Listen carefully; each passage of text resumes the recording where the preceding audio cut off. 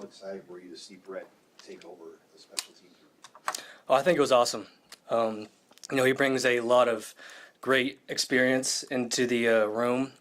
He's seen it all. He's been through it, whether it's in the NFL in Canada when he played here.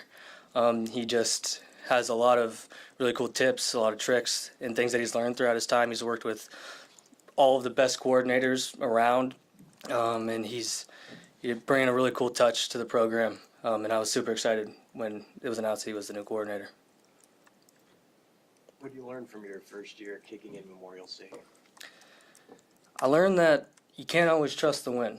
It's there for sure, but with one side of the stadium being taller than the other, it swirls. It does a lot of weird things. There's times where you're standing at half field looking at both flags on either side, and one flag's blowing one way and the other flags are blowing the other way. So it's really just trusting the contact, trusting your technique, trusting that you've prepared for the moment, and going out there and hitting your best ball.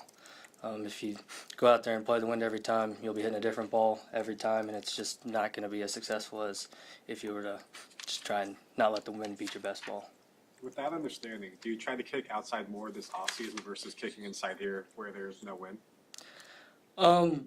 We do kick outside, but at the end of the day, unless it's like a ridiculous amount of probably gusting 30 or 40, your best ball inside is going to be your best ball outside. We call it a slow rotator. It kind of just cuts through the wind, and it's not really going to change regardless of the environment you're in. So, we focus on the same things regardless of where we're kicking, and it shouldn't have, while there can be some effect, it won't be as large of an effect as many people probably think.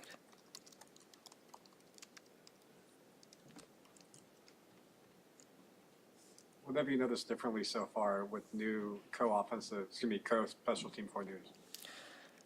I think they're doing a great job really working together. We're in meetings, and they've provided different pieces to the special teams room as a whole, whether it's schematically, drills, that kind of stuff. And they've bring different parts from where they've been, experiences they've had, to kind of together to make it the best it can be possible. And it's been really great so far. Obviously, he has a different role, but how did your relationship grow with Archie, and just do you help each other in some ways? Oh, absolutely. Yeah, we're grabbing dinner together almost every night. We're super close. It's a big move for him coming overseas to be here as an 18-year-old kid. So I've really just kind of done my best, being there as a friend, trying to help him through his transition, that kind of stuff. And he's acclimated great. He tackled his first ever football game like a champ. He had a phenomenal game in Kansas City, and then continued to produce throughout the rest of the season. And our relationship is growing and it has grown and is continuing to grow. And we're just really feeding off each other, bringing energy. I like to tell him I can beat him in a punt comp just about every practice, so we find each other. It hasn't happened yet, but I'm sure we'll eventually. And so even a broken clock is right twice a day, so maybe it'll figure itself out. I guess this is his first winter here. How's that been going? It's definitely been an adjustment. We've had some cold days, and I'm told that some of these days are uncharacteristic for Nebraska February, but I'm loving the 65-degree weather.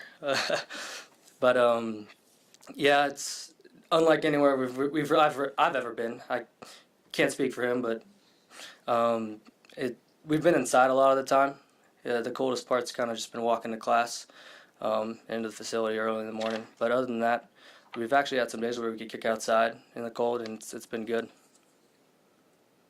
Anything else, Scott? Great. Thank you.